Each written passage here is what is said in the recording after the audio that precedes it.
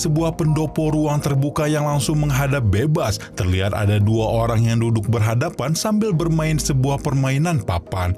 Apa yang mereka bicarakan saat ini mungkin tidak terlalu penting kalau dibandingkan dengan alur cerita yang sesungguhnya, karena memang mereka berdua bukan karakter utamanya. Terus siapa sosok yang bakal membawa kita menuju cerita yang berjudul Yin Yang Yong Heng kali ini? Pendopo ruang terbuka di mana orang tadi duduk berhadapan berada tadi di bangunan di sebuah tempat yang tinggi, tempat di mana banyak praktisi kuat saling belajar dan melatih kekuatannya masing-masing sekte aliran roh. Tepat di bawah mereka duduk saat ini terdapat sebuah perkampungan dengan gunung yang menjulang tinggi. Pria itu bernama Li King Ho, seorang master yang pernah ditolong oleh pasangan manusia biasa ketika terluka parah setelah melewati pertarungan berat. Setelah luka-lukanya kembali sembuh, Li King Ho meninggalkan beberapa batang dupa kepada pasangan tadi, berjanji kalau dia akan langsung datang membantu ketika dupa tersebut dibakar. Kedua pasangan itu meninggal tanpa sempat membakar satu dupa pun, tapi mereka memiliki seorang anak yang harus bertahan hidup tanpa sosok orang tua. Anak itu meneruskan janji dari Li King Ho dan terus membakar dupa setiap ada kesempatan. Tapi meski Li King Ho langsung turun dan menampakkan wujudnya, anak tersebut langsung menghilang entah kemana. Dan hari itu Li King Ho merasakan kalau dupa pemberiannya sudah dibakar untuk yang ke-13 kali, menuntun kita bersama untuk melihat siapa sosok pencari masalah yang selalu menghilang setelah membakar dupa.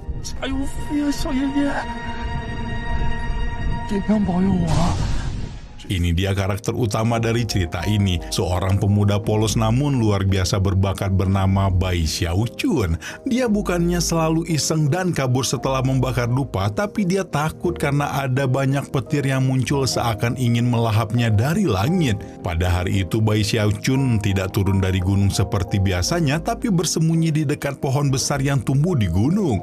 Bai Xiaochun tinggal di sebuah perkampungan kecil yang miskin. Karena tidak memiliki keluarga dan kerabat, Bai Xiaochun melakukan berbagai hal agar bisa terus bertahan hidup. Salah satunya adalah dengan mencuri ayam-ayam warga. Orang-orang jelas sudah sangat kesal dengan kelakuannya. Maka dari itu mereka berharap agar sang master dari sekte aliran roh segera membawanya pergi.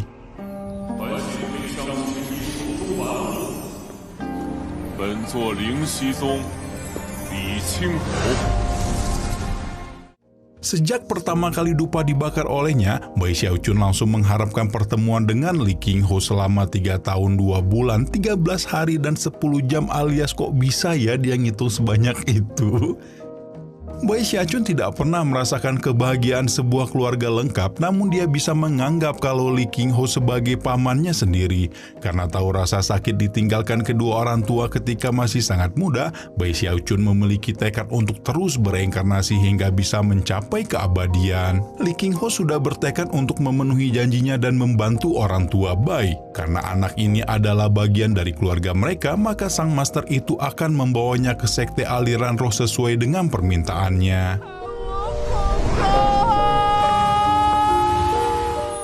Posisi Li King Ho sebagai seorang master jelas sangat dihormati oleh murid-murid sekte, namun tentunya dia tidak bisa pilih kasih dan langsung melatih Bai Xiaochun begitu saja. Pemuda itu akan dia tinggalkan di sebuah tempat yang bernama Divisi Tungku.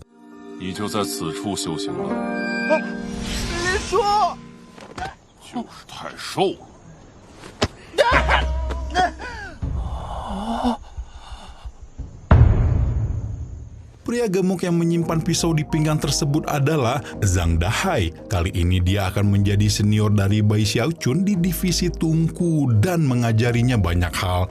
Tapi di hari pertama Bai Xiaochun bergabung ke sana, dia sudah bertemu dengan orang aneh bernama Su Baichai. Su Baichai sudah berulang kali mencari kesempatan untuk memasuki Divisi Tungku, jadi dia kesal dan mengira kalau Bai Xiaochun sudah menyogok aliran sekte roh agar mendapat tempat di sana. Bai Xiaochun berniat untuk menjelaskan bagaimana dia bisa bergabung dengan begitu mudah ke Divisi Tungku, tapi Su Baichai yang sudah termakan emosinya tampaknya terlanjur menggunakan kekerasan.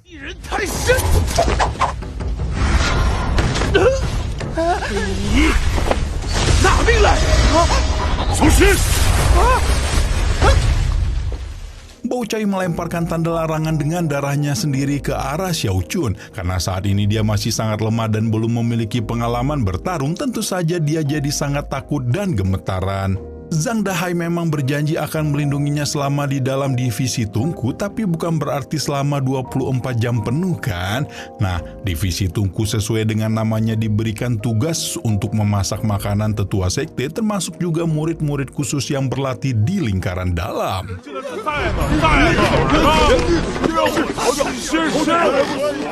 Sebelum Xiao Chun bergabung, sudah ada 8 orang yang bekerja di sini, semuanya diberi julukan gendut 1, 2, 3 sesuai dengan urutan masuknya. Jadi Xiao Chun akan mendapatkan panggilan gendut 9. Setiap orang di sekte aliran roh akan diberikan sebuah artefak khusus. Nah, penasaran nggak seperti apa artefak yang dimiliki oleh orang-orang di divisi Tungku? Bukan pedang, tombak, apalagi busur. Jawabannya adalah... 让我再好好跳跳。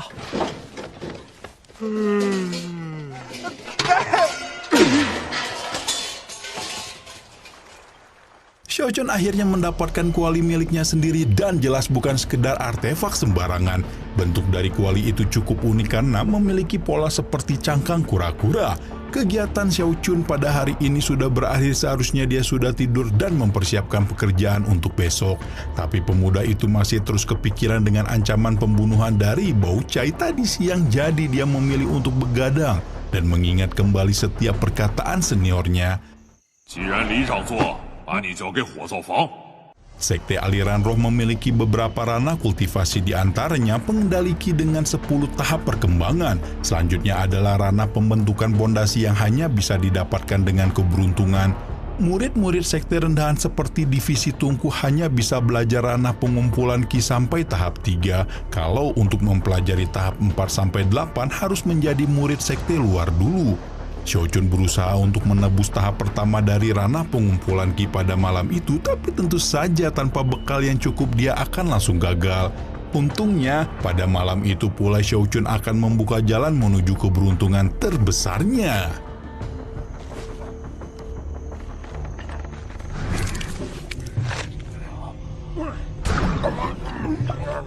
Xiao Chun secara tidak sengaja melihat para senior gemuknya memakan makanan persediaan untuk para tetua sekte. Apa jangan-jangan dia akan disekap atau malah dibunuh agar tidak membocorkan rahasia? Ternyata untuk membuka mulut junior baru mereka, para senior-senior itu mengajak Xiao Chun untuk korupsi bersama-sama.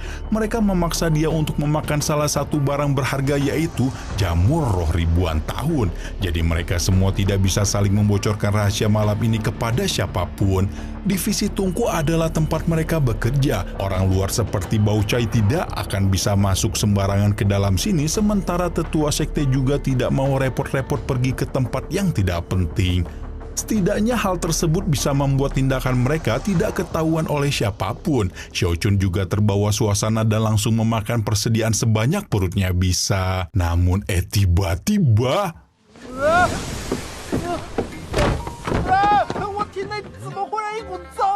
Nah, ternyata rasa panasnya di tengah malam itu bukan cuma sekedar kebetulan. Kejadian tersebut secara tidak sengaja telah membuat Xiao Chun menembus tahap pertama ranah pengumpulan ki. Jadi dia saat ini juga sudah memiliki energi spiritual seperti murid-murid yang lain. Xiao Chun sering tersiksa oleh nafsu makannya yang kuat. Semalam sebelum meninggalkan gudang penyimpanan, seniornya memberikan beras roh untuk dia masak sendiri di rumah. Tanpa menunggu lama, dia melemparkan bulir tanaman berwarna putih itu ke tungku kura-kura barunya.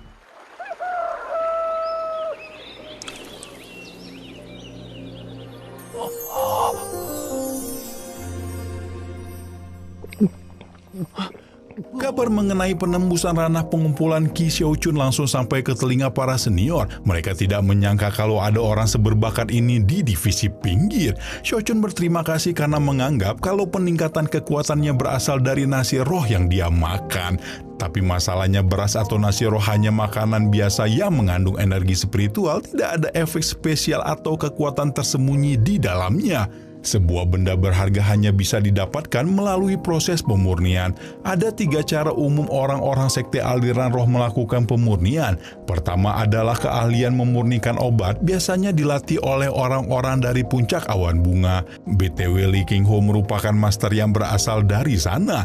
Kedua adalah pemurnian senjata. Dan yang ketiga adalah pemurnian roh energi surga dan bumi. Barang yang berhasil dimurnikan akan meninggalkan suatu simbol. Nah, kalau diperhatikan memang terdapat sebuah simbol yang tercetak di atas beras roh Bai Shen Qiang. Rahasia mengenai cepatnya perkembangan latihan Xiao Xun belum bisa diungkap dulu, tapi yang penting dia harus berkultivasi untuk memenuhi tujuannya, berjuang untuk mencapai keabadian dan menghindari ancaman pembunuhan dari Bao Cai.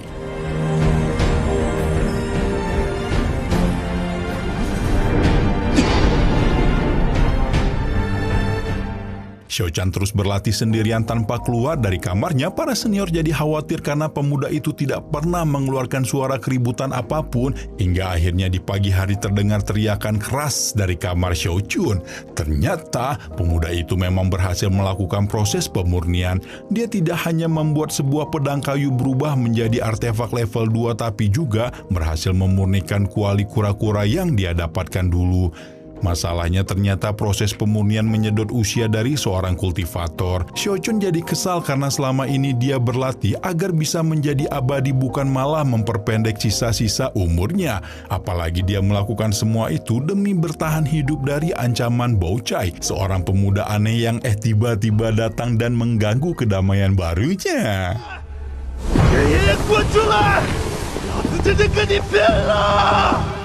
Ternyata Bao Cai sudah menghilang selama beberapa hari terakhir. Xiao Chun telah berlatih keras dan menukar sisa umurnya demi melawan orang yang entah kabur kemana. Para senior tidak mengerti apa yang menjadi kerisauan si junior, tapi mereka menyarankan agar Xiao Chun pergi ke pasar dan mencari pil penambah usia. Sore itu Xiao Chun langsung pergi menuju pasar. Dia juga sempat mampir ke gudang divisi tungku dan mencuri beberapa alat masak untuk dijadikan senjata. Xiao Chun pergi membawa semua barang-barang itu, termasuk dengan beberapa batu roh simpanannya. 出了火灶房，我看还有谁能护你？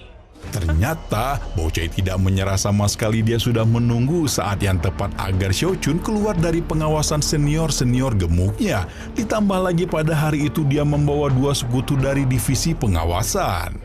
那就让我来吧！救命啊！小兔崽子，你别跑啊！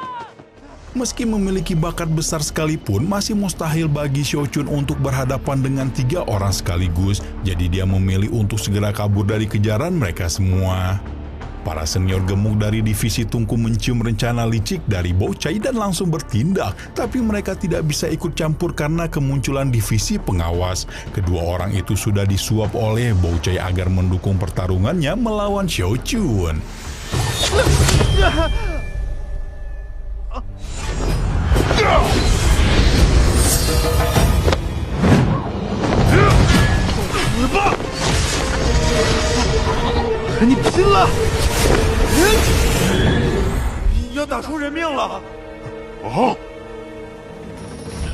Hutan tempat pertarungan barusan terlihat kacau karena pertarungan barusan. Masalahnya Xiao Chun baru mencapai ranah pengumpulan Qi tahap 1, sementara Bao Cai sudah mencapai tahap 2. Apa masih ada kesempatan baginya memenangkan pertarungan kali ini?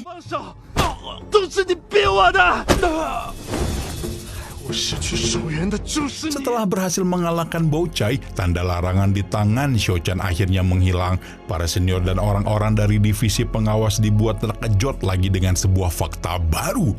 Ternyata Xiao Chan sudah mencapai ranah pengumpulan Qi tahap 3 setara dengan senior tetua dari divisi tungku. Oh ya, tadi kan Xiao Chun berniat pergi ke pasar untuk membeli pil penambah usia, tapi uangnya sangat sedikit membuat hal tersebut jadi sia-sia. Namun jangan sedih dulu karena ternyata penerimaan murid sekte luar aliran roh sudah dibuka. Ini adalah satu-satunya jalan bagi setiap kultivator berlatih menuju ranah pengumpulan Qi tahap 4. Selama ini divisi tungku tidak pernah lolos dari penerimaan tersebut. Tapi siapa tahu kalau kemunculan Xiao Chun bisa mengubah semua ketidakmungkinan tadi menjadi sebuah kenyataan. 等一等，师兄们，咱们火灶房可能要从此翻身了。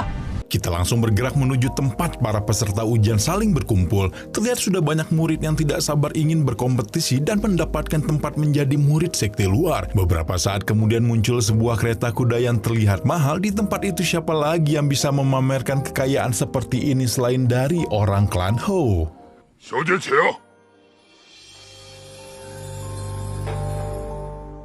Nona muda dari klan Hou ini bernama Huo Xiaomei. Dulu kakaknya Huo Yunfei sudah terpilih menjadi murid sekte luar. Dia pasti datang ke sini dengan rasa percaya diri dan niat untuk meneruskan kesuksesan kakaknya. Namun kemunculan nona muda klan Hou masih kalah mengejutkan dari berita besar selanjutnya. Orang yang berebut untuk melihat bagaimana bisa divisi Tungku yang dianggap lemah tiba-tiba memutuskan untuk ikut berkompetisi.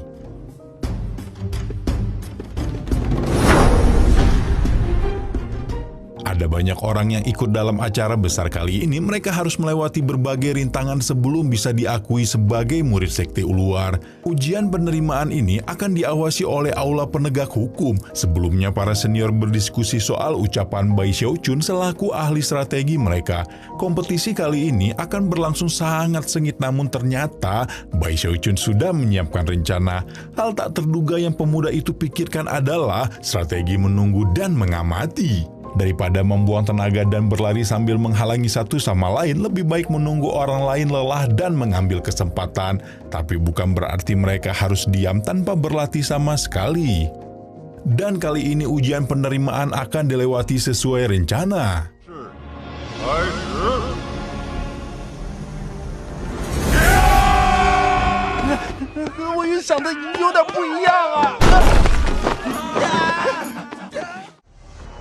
Orang-orang dari divisi Tungku sudah membuat rumor hebat. Mereka ditakuti oleh berbagai klan dan divisi berbeda. Sebagian bertarung keras untuk mendapatkan tempat. Mereka tidak ingin membiarkan siapapun berusaha menghalangi. Salah satu tempat yang harus dilewati adalah tangga aneh yang terus memancarkan tekanan kuat. Tapi Bai Xiaochun berhasil melewati setiap anak tangga dengan sangat mudah.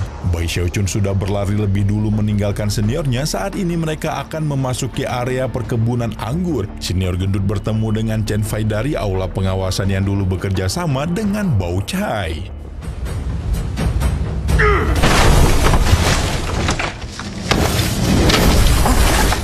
Rintangan terakhir yang harus dilewati adalah tiang kayu area 5 formasi. Akan muncul 5 tiang kayu secara mendadak dari tanah dan memaksa setiap peserta untuk mengendalikan tumpuan. Ujian kali ini dilangsungkan di tempat yang sangat tinggi. Xiaochun takut akan jatuh dan langsung mati kalau ceroboh. Kali ini dia sudah mempersiapkan jurus spesial untuk melewati rintangan terakhir yang mengerikan.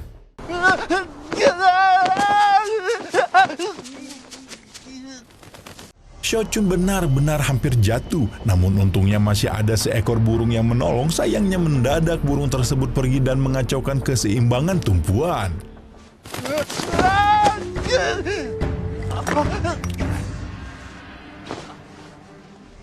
Waduh, bikin kaget aja ya. Ternyata udah ada tumpuan lain yang melayang di atas tubuh Xiaochun. Nah, dengan berakhirnya rintangan terakhir yang mengerikan itu, Xiaochun secara resmi memiliki hak untuk menjadi murid sekte luar. 走过这扇门，便正式晋升为外门弟子。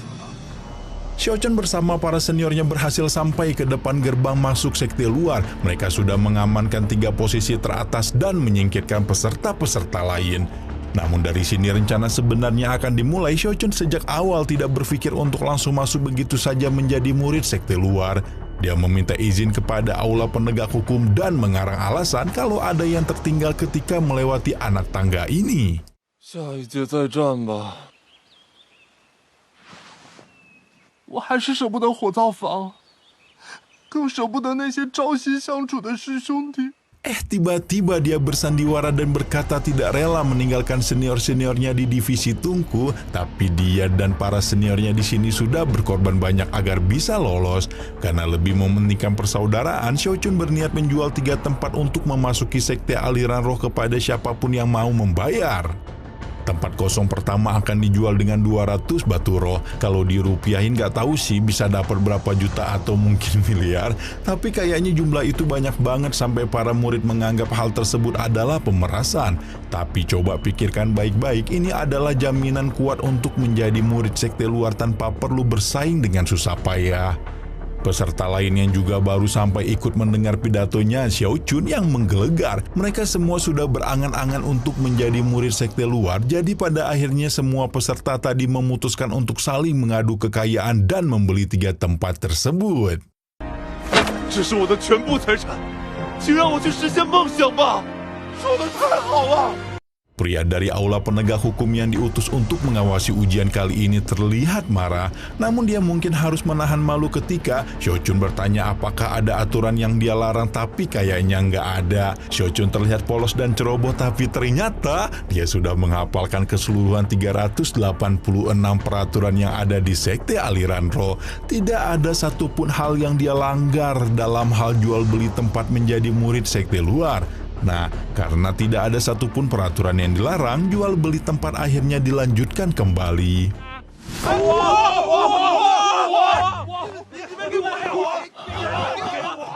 Karena semakin banyak orang yang menginginkan posisi, harga jual jadi semakin tinggi mulai dari 250 hingga 300 batu roh.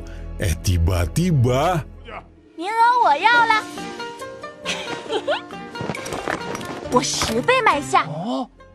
Bagi gadis kaya itu jumlah barusan bukanlah sesuatu yang sangat berharga, apalagi dia mendapat jaminan untuk menjadi murid sekte luar seperti kakaknya. Setelah tempat kedua berhasil terjual, hanya sisa 1 tempat lagi yang akan diperebutkan oleh para peserta. Namun sebelum dapat cuan bonus terakhir, muncullah seseorang yang akan menggagalkan rencana besar Xiao Chun. Chen Fei datang untuk melaporkan kecurangan kali ini ke aula penegakan hukum. Seharusnya memang tidak ada hukum dan peraturan yang dilanggar, namun Chen Fei mengusulkan untuk membawa mereka bertiga bertemu dengan para tetua sekte dan diadili. 去当你的外门弟子吧！ Chen Fei mengira dia sudah berhasil melempar Xiao Chun masuk ke dalam gerbang sekte luar, tapi pemuda itu lagi-lagi melakukan keajaiban dan berhasil melepaskan diri. Menjadi murid sekte luar berarti tidak boleh kembali lagi ke wilayah pinggir. Tentu saja Xiao Chun yang penakut tidak mau pergi dulu sebelum mempersiapkan semuanya baik-baik. Masalah menjadi murid sekte luar sebaiknya dilupakan dulu sebab Xiao Chun dan para seniornya sudah kelewat bahagia karena baru dapat rezeki nomplok. Penjualan 3 tempat untuk menjadi murid sekte luar telah meraih untung sebanyak 2.000 batu roh. 文清柔， Tiba-tiba terdengar suara King Ho yang berasal dari balik kepulan awan. Dia memanggil 3 orang dari divisi Tungku yang seharusnya memang sudah resmi menjadi murid sekte luar. Meski sudah membayangkan akan membeli banyak barang-barang bagus dengan batu roh, ketiga orang itu ditarik paksa untuk memasuki gerbang pemisah wilayah. Mulai dari Chen Qingro yang akan pergi ke puncak Bukit Hijau, Zhang Dahai ke puncak Pot Ungu, dan terakhir Xiao Chun ke puncak Awan Bunga. 班师弟没事吧？ Entah kebetulan yang bagus atau buruk, orang pertama yang Xiao Chun temui di puncak Awan Bunga kali ini adalah Hu Yunfei. Itu loh kakaknya si nona muda Xiaomi yang tadi. Yunfei diminta oleh Li Qingho mengawasi Xiao Chun selama berlatih di tempat ini. 不赖，没想到外门弟子待遇还过得去。 King Ho dikenal sulit didekati bahkan untuk para tetua sekte. Sikap Xiao Chun yang begitu akrab mungkin akan membuat masalah di kemudian hari. Maka dari itu Yunfei mengingatkannya untuk tetap sopan dan berlatih dengan baik. Posisi pertama yang Xiao Chun dapatkan di puncak Awan Bunga adalah apoteker magang. Masing-masing keahlian akan diajarkan tergantung kemana murid-murid baru ditempatkan. Kalau Qingro yang pergi ke puncak Bukit Hijau akan berkultivasi dengan pedang, sementara Dahai yang pergi ke puncak Pot Ungu akan berlatih kekuatan roh. 就是此地了，香云山藏经阁。 Tempat yang mirip perpustakaan besar ini diisi oleh puluhan ribu buku-buku dengan berbagai judul. Xiao Chun yang tidak bisa diam tentunya langsung aktif mencari buku-buku yang menarik. Apoteker magang di puncak Awan Bunga harus mempelajari 10 buku tentang dasar tumbuhan dan binatang buas. Selanjutnya, mengambil ujian dari 10 tugu untuk mendapatkan hadiah peningkatan. Kebetulan di hari kedatangan Xiaochun ke puncak awan bunga, ada seorang murid yang kesulitan menemukan buku tentang Yin dan Yang. Tetua pavilion kitab suci juga tampaknya memiliki kesulitan pendengaran yang parah. Untungnya pemuda itu mendapat bantuan hebat dari Xiaochun dengan ingatan yang luar biasa. Dia juga membantu berbagai pengunjung pavilion lain tanpa ada kesalahan sedikit pun. 没事没事，举手之劳。 短短时间竟能记得如此准。 Setelah menolong orang-orang tadi, Xiaochun menyerahkan sebuah gulungan kuno untuk dicap oleh tetua pengawas. Tampaknya gulungan itu berisi teknik luar biasa namun dengan efek samping rasa lapar luar biasa yang tak tertahankan. Ada banyak bahan yang Xiaochun butuhkan untuk berkultivasi lebih lanjut. Ternyata kebiasaan mengumpulkan tanaman obat telah membantunya untuk menghemat waktu. Kini yang harus dia lakukan hanyalah memurnikan obat saja. Namun sebelum masuk ke wilayah yang lebih penting, Xiaochun tiba-tiba dikejar oleh Chen Fei yang masih kesal dengan permasalahan mereka di masa lalu. 小兔崽子！ Xiaochun lari dengan tergesa-gesa ke arah yang tidak bisa ditebak. Dia juga sampai tidak sengaja masuk ke dalam tugu yang digunakan untuk melaksanakan ujian obat. 暂时在这儿读读吧。 Xiaochun tidak tahu apa yang sebenarnya terjadi. Dia juga tidak bisa menemukan cara untuk kabur dalam tugu yang terkunci. Jadi pemuda itu memutuskan untuk ikut saja ujian obat kali ini dan berharap bisa lulus dengan mudah. Sebelum mengerjakan ujian, Xiaochun harus menggambar sebuah simbol yang melambangkan identitasnya. Kebetulan sekali ketika Xiaochun memasuki tugu obat, ada seorang gadis berbakat yang juga mengambil ujian yang sama di hari itu. Gadis luar biasa yang diyakini bisa lolos dari 10 ujian tugu obat berturut-turut dengan nilai terbaik Zhou Xingqi. Xingqi berusaha keras untuk menyelesaikan ujian tugu obat, sementara lawan yang tidak dia duga-duga sedang bingung memikirkan simbol yang cocok untuk digambar. 就是你了。 Ujian di dalam tugu obat mengharuskan setiap murid merangkai 10.000 tanaman obat dalam waktu satu bakaran dupa. Kebetulan sekali Xiaochun baru saja membaca soal teknik ini di pavilion kitab suci tadi. Tapi apakah mungkin untuk mempelajari semua itu dalam waktu yang super singkat?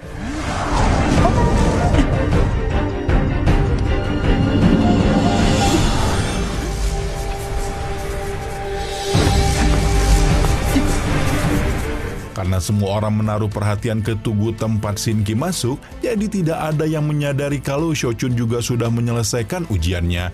Mereka semua mengira kalau gadis anggun itu adalah pemecah rekor baru yang pertama kali menyelesaikan ujian 10 tuku. Tanda kelulusan ujian adalah pengumuman dari utusan pengawas kuali ilahi langsung. 第一次奏响啦！ Kacau sudah harapan Xingqi. Tidak ada simbol keluarganya yang muncul pada hari itu. Tugu pertama tiba-tiba membuat kejutan dengan memunculkan sebuah simbol bergambar cangkang gura-gura. 这是乌龟。 Di hari yang sama, para tetua sekte lagi-lagi berkumpul di pendopo terbuka. Mereka sedang membahas tentang keberhasilan Zhou Qinxi yang akan menjadi pemecah rekor pertama dalam 100 tahun terakhir. Pemilik nilai terbaik dari ujian obat 10 tugu akan mendapatkan sebuah hadiah luar biasa dari kuali ilahi. Tentu saja semua orang sangat yakin kalau gadis yang berasal dari Gunung Tianzhou itu akan memenangkannya. 第一被榜首怎么不是主世界的宝瓶啦？ Tapi gadis yang dimaksud sedang menganggap tak percaya kalau posisinya secara misterius direbut oleh si cangkang kura-kura. Orang-orang mulai bergosip tentang bagaimana bisa ada sosok tak terduga yang bisa melampaui Nona Zhou. Mulai dari betapa kagetnya simbol cangkang kura-kura itu, juga ada yang menganggapnya sangat lucu. Tapi di antara semuanya muncul si pembuat masalah yang menjadikan hari ini lebih kacau lagi. Dialah Qianmo, salah satu penggemar berat Zhou Qinxi yang rela melakukan apapun. Dia datang terlambat untuk menyaksikan ujian tersebut, tapi dia langsung mengukir kalimat-kalimat romantis di tugu bekas ujian Zhou Qinxi.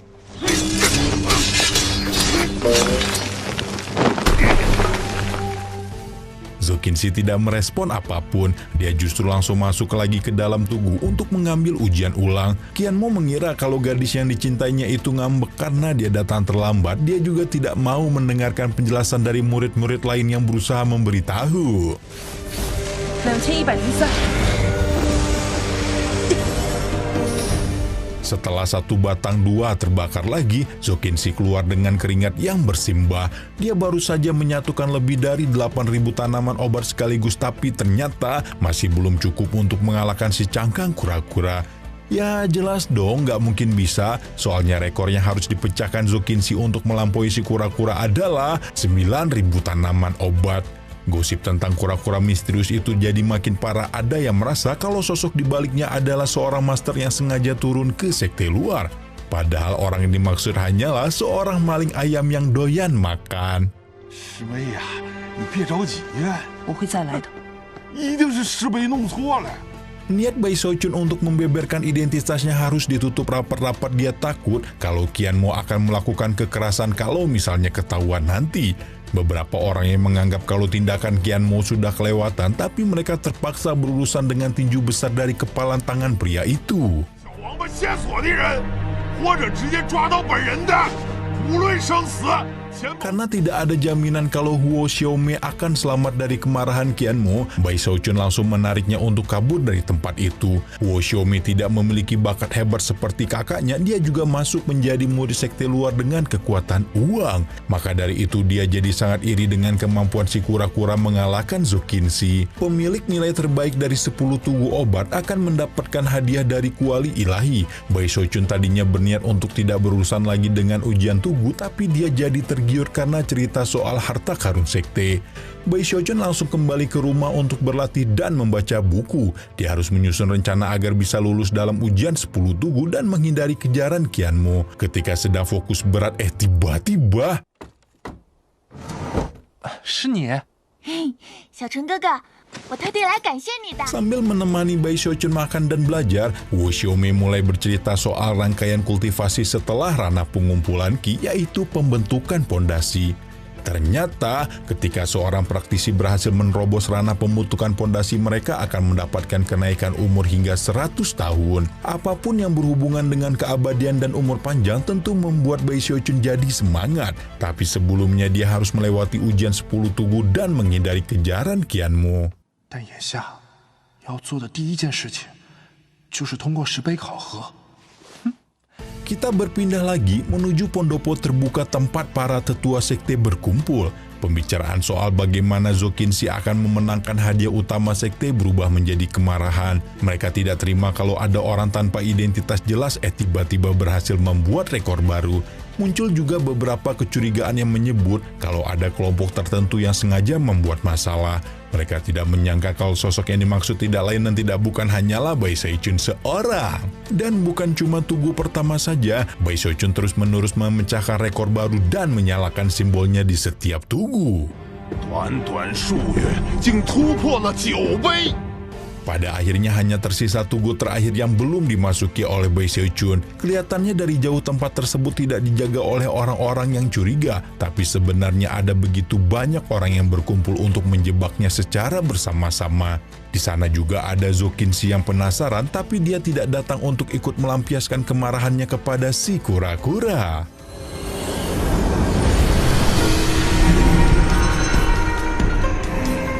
Setelah Bai Xiaochun berhasil menyelesaikan ujian dari ke-10 tugu sekaligus, dia mendapatkan hadiah utama sekte berupa sebuah pot emas kecil.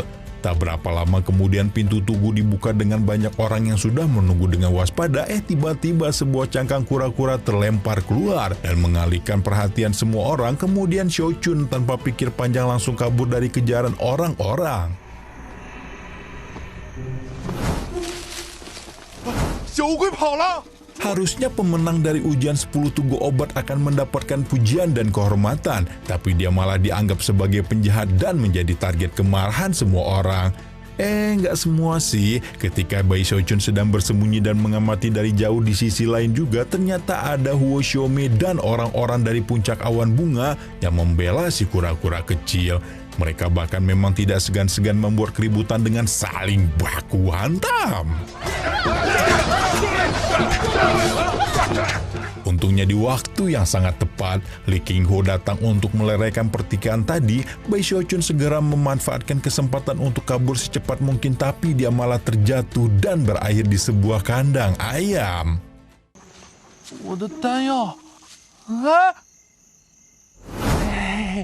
Ini mah udah the next level sial sih. Nyawanya hampir melayang gara-gara mengikuti ujian tugu. Udah banjir keringat pil dari pot emas pemberian kuali ilahi malah dimakan ayam. Kalau kalian pasti udah ngamuk-ngamuk kan?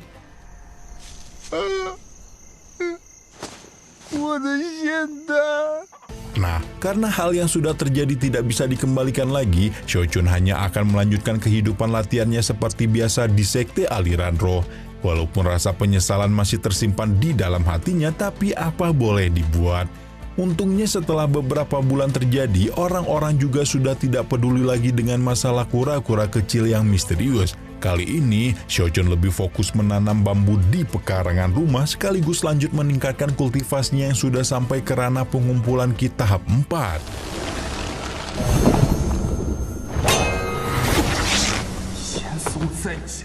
Latihan yang dilakukan Xiaochun tadi malam memberikan efek lapar yang luar biasa. Walaupun dia sendiri memang sudah terbiasa makan banyak untuk memenuhi hasrat makan, tapi dampak dari latihan gulungan kuno pavilion kitab suci sungguh selalu kuat.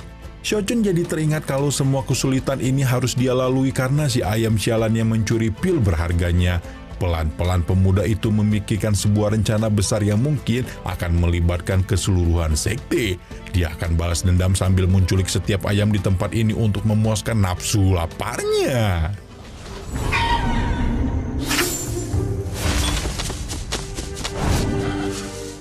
Xiaochun sudah dikenal sebagai pencuri ayam sejak berada di desa pinggir gunung, jadi tidak akan sulit baginya untuk terus melakukan hal yang sama di puncak awan bunga. Keesokan harinya Zhou Qinghe meminta perhatian semua orang soal masalah kali ini.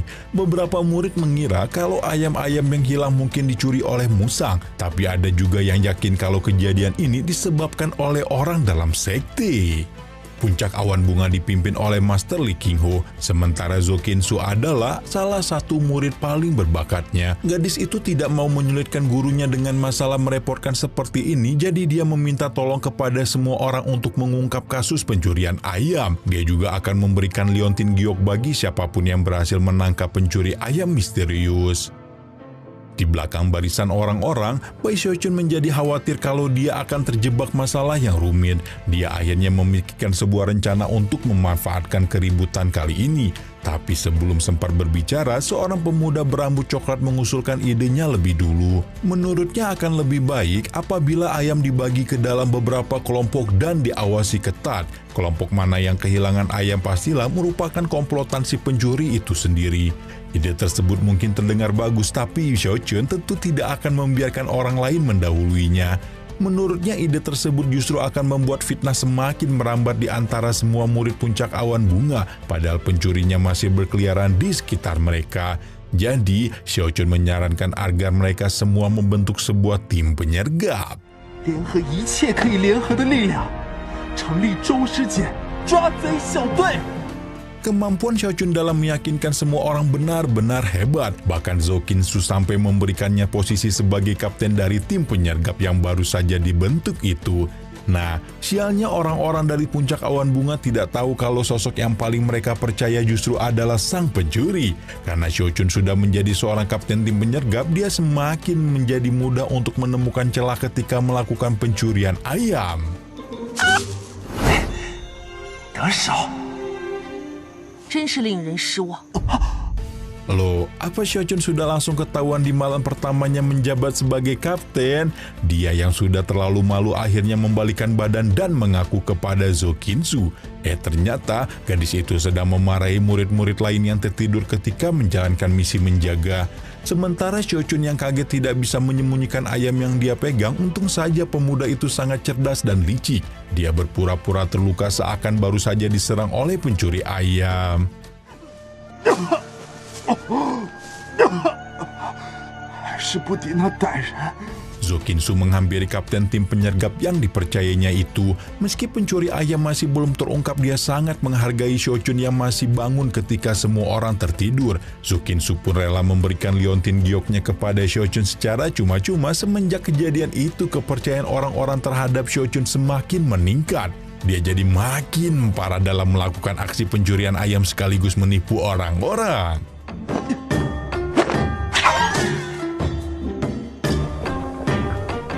Setiap tulang-tulang ayam yang tidak bisa dia makan akan dijadikan pupuk untuk tanaman bambu. Pada malam itu hanya tinggal beberapa ekor ayam lagi yang tersisa di Gunung Xianyun. Meski begitu, Xiaochun masih tidak bisa menahan diri dan malah meneruskan pencuriannya. 偷鸡狂魔偷到紫顶山去了。 Akhirnya di Gunung Ziding, Gunung Qinfeng, dan Gunung Xianyun benar-benar kehabisan stok ayam untuk dijadikan bahan makanan. Sang pencuri ayam juga sama sekali tidak berniat meminta maaf, dia justru melanjutkan pelatihannya tanpa merasa berdosa sama sekali. Tapi ya guys, ya yang namanya bangkai mau disembunyiin juga bakal kecium baunya. Pada suatu malam ternyata ada orang yang berhasil mengetahui kelicikan si pencuri ayam yang sebenarnya.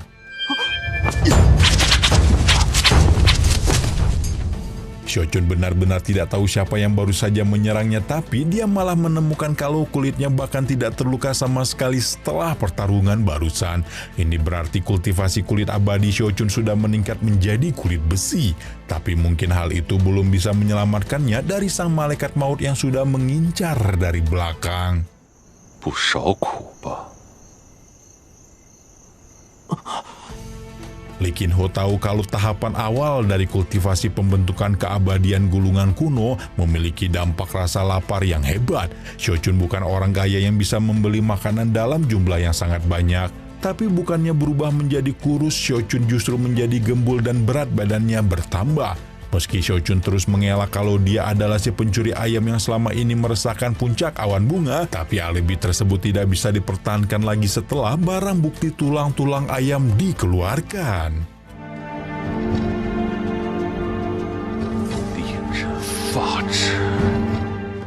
Bai Xiaochun dibawa ke sebuah tempat antah berantah yang sangat gelap. Meski kultivasinya sudah mencapai ranah pembentukan Qi tahap keempat, tapi Bai Xiaochun masih sangat takut ketika dihadapkan dengan bahaya. Dia ingin tetap hidup dan berkultivasi hingga mencapai keabadian.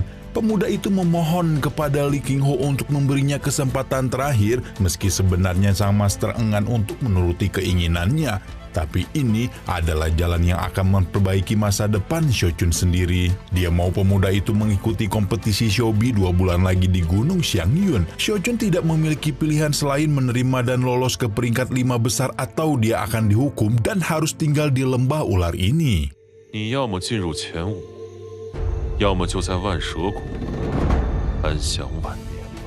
Keesokan paginya Xiaochun akan lanjut mengasah kemampuannya. Dia telah berhasil memurnikan pedang kayu menjadi level 3. Sementara Liontin Giok pemberian Zokinsu telah meningkatkan kultivasinya hingga mencapai ranah pembentukan Qi tahap 5. Xiaochun membuka sebuah gulungan yang berisi latihan aneh lagi. Di sana disebutkan kalau dia harus melewati latihan angkat beban demi mendapatkan kekuatan yang besar. Ternyata beda ya guys sama latihan angkat beban yang kita tahu. Kirain bakal angkat barbel pakai mesin buat gedein otot di gym gitu kan. Ternyata malah ngangkat benda berat pakai tenaga dalam. Latihan angkat beban di sini bukan berarti memanipulasi beban benda, tapi memanipulasi aura sebuah benda agar bisa menciptakan perasaan ringan.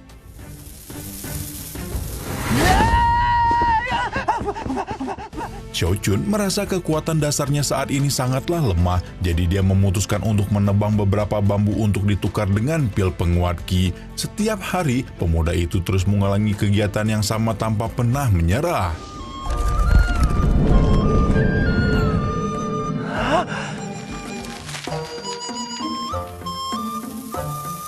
Dan akhirnya, Xiaochun berhasil mengangkat sebuah kendi besar, tapi dia masih belum bisa mengendalikan kekuatannya dengan baik. Mengingat ancaman Li Qingzu soal tinggal di lembah ular, dia jadi takut sendiri dan memutuskan untuk terus berlatih. Latihan sebelumnya mungkin sangat berat bagi Xiaochun. Dia sampai langsung tertidur dan tidak mengingat apapun yang terjadi. Ternyata di pagi hari rumah dan pekarangannya sudah hancur berantakan. Bukan karena pencuri atau orang-orang yang ingin balas dendam kepadanya, semua kerusakan itu disebabkan oleh Xiaochun yang ngigau pas tidur. Tapi walaupun hancur, rusak, kacau parah kayak diterjang badai, semua ini telah membuktikan kalau latihan angkat bebannya telah dilewati dengan baik. Tanpa menunggu lama lagi, kita langsung saja bergerak menuju arena kompetisi Xiaobi. Di sana sudah ada Zolo dan Li Qingho yang masing-masing merupakan master puncak. Kompetisi kali ini akan diikuti oleh murid-murid sekte luar tidak terbatas hanya anak-anak kecil atau remaja saja. Pria berpengalaman seperti orang bernama Feng dari Aula Penegakan Hukum juga akan mengikuti kompetisi Xiaobi. Selain orang-orang tadi muncul juga Du Lingfei, salah satu dari 4 wanita tercantik di sekte aliran roh.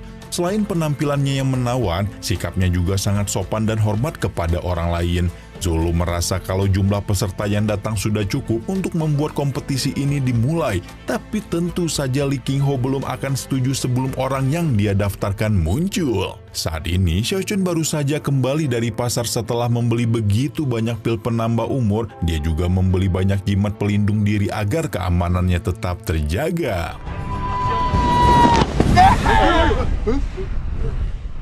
Kemunculan Xiaochun yang memalukan membuat orang-orang menaruh kesan remeh kepadanya, apalagi ketika dia bertingkah lemah dan meminta rasa kasihan dari Li Qingho. Namun masih ada gadis cantik Du Lingfei yang sigap membantunya. Karena semua peserta kompetisi Xiaobi sudah berkumpul di tempat yang sama, tibalah saatnya bagi para murid-murid itu untuk bertarung satu sama lain. Pertama-tama mereka akan mengambil bola undian di dalam tas penyimpanan. Mereka akan bertarung satu lawan satu sesuai dengan urutan yang tertulis di bola tersebut.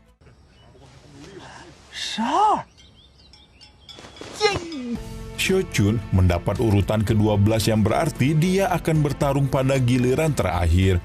Pertarungan pertama akan dimulai antara 2 orang pria berbaju hijau dan biru ini. Masing-masing dari mereka memiliki penggemar yang cukup meriah. Pemenang dari pertarungan pertama kali ini adalah Chen Xiangsheng. Lanjut lagi ke setiap babak sampai akhirnya ke giliran Senior Feng.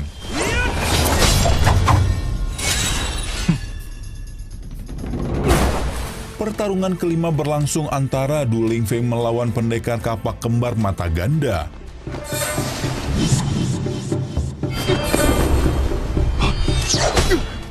Du Lingfei menghindari setiap serangan kapak kembar dengan sangat anggun. Jangankan melukai gadis ini, si pendekar bahkan tidak sempat menghindari ketika terkena serangan balik.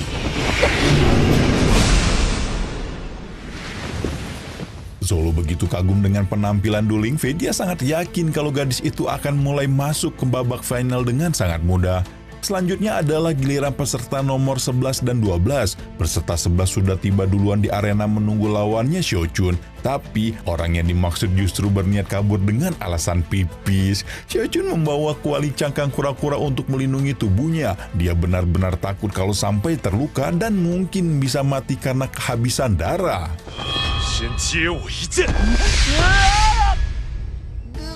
Xiaochun sama sekali tidak terluka setelah menerima serangan pedang yang berubah arah barusan, tapi lawannya justru terkapar tak berdaya dengan mulut berbusa.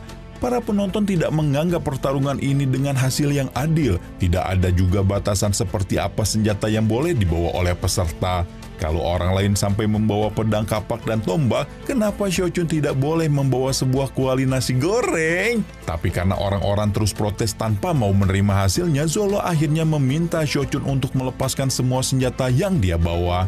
Pertarungan antara Xiaochun melawan si pemuda malang menandakan akhir dari kompetisi Xiaobi tahap pertama. Ke-6 peserta yang berhasil lanjut akan mengambil urutan lagi melalui bola undian.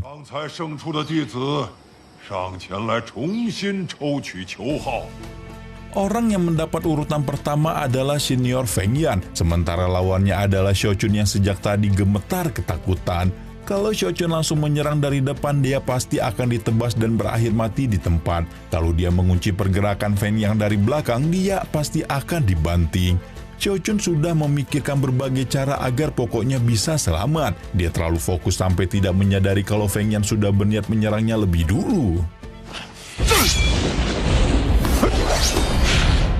Ternyata, bukannya memikirkan ide untuk menyerang Xiaochun, justru memegang kaki Feng Yan dan meminta keringinan untuk bertarung. Feng Yan awalnya kesal, tapi dia tidak akan bisa membiarkan pertarungan ini terus berlangsung dengan konyol. Dia pun memberikan Xiaochun kesempatan untuk menyerangnya lebih dulu.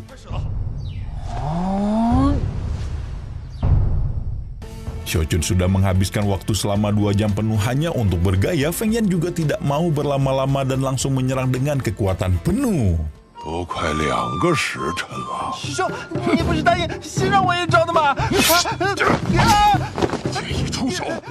Tidak ada satupun serangan Feng Yan yang berhasil melukai Xiaochun, bukan karena kulit besinya sudah jadi semakin kuat, tapi karena ada banyak jimat pelindung yang dia pasang di tubuhnya.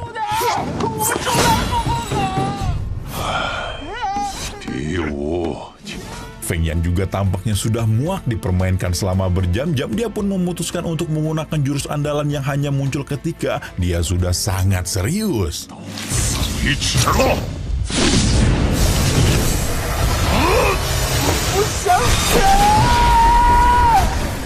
Feng Yan terluka parah karena serangan balik dari Xiaochun. Dia hanya melempar sebuah pedang kayu dan ternyata berhasil mengalahkan Feng Yan. Sisa pertarungan terus berlanjut dan menyisakan Xiaochun, Du Lingfei, serta Chen Xiang untuk memasuki tahap akhir. Du Lingfei dan Chen Xiang akan bertarung lebih dulu. Siapa yang menang dalam pertarungan ini kemudian akan berhadapan dengan Xiaochun. Zhou melihat kalau kekuatan di antara kedua murid yang saling bertarung ini sama besarnya, gerakan Du Fengli dan Chen Xiang juga sangat cepat hingga sulit dilihat dengan mata biasa.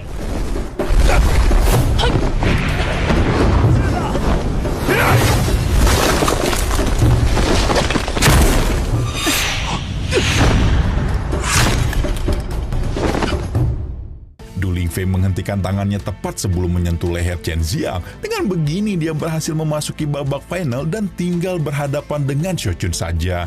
Xiaochun berniat untuk langsung menyerang ketika pertarungannya tiba. Dia juga tidak tega memaksa Du Lingfei yang sudah kelelahan untuk bertarung serius lagi.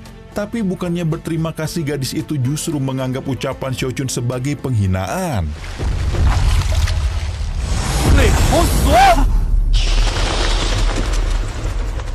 Weh guys, buset gimana nih? Pedang Lingfei ternyata berhasil menembus tubuh Xiaochun dengan cukup dalam. Suara pemuda itu juga terdengar semakin kecil seiring dengan napas yang terus melemah. Apa mungkin ini akan menjadi akhir dari kultivasi hebat seorang anak sebatang kara pencuri ayam? Nah, gimana guys? Puas banget kan? Selain donghua-donghua populer yang selalu pakai alur reinkarnasi bawa pengetahuan overpower dari dunia atau tubuh lamanya, cerita soal karakter utama yang udah berbakat dan jago parah emang nggak kalah seru ya. Kecepatan kultivasi Xiaochun terus saja membuat orang-orang terkejut, apalagi Feng Yan yang baru saja dia lawan di kompetisi Shobi. Bayangin aja udah berapa belas atau puluhan tahun pria itu berlatih di sekte aliran roh, dia ternyata kalah dengan sangat konyol ketika berhadapan dengan anak baru yang baru setahun masuk lalu. Xiaochun juga sudah berkali-kali membuat sekte aliran roh menjadi gempar, mulai dari keberhasilannya masuk menjadi murid sekte luar pertama dari divisi Tungku, menjual posisi murid sekte luar tanpa terkena hukuman sama sekali, mengalahkan rekor 10 tugu obat yang belum pernah dipecahkan selama ratusan tahun, mencuri semua ayam di puncak awan bunga, menipu Zhou Qinsu dan mempermainkan rasa kepercayaan orang-orang yang bergantung kepadanya, bahkan mencapai ranah pengumpulan Qi dalam waktu yang sangat singkat. Tapi mungkin kehebatan Xiaochun kali ini akan berakhir pada kompetisi Shobi. Mungkin Lingfei sudah melemah karena pertarungannya melawan Chen Xiang sebelumnya, tapi tetap saja gadis itu termasuk seorang murid yang berbakat. Tidak heran kalau ternyata kekuatan pedangnya mampu menembus tubuh Xiaochun. Apalagi jimat-jimat pelindung dan pil penambah umur yang dia minum sudah kehabisan semua efeknya.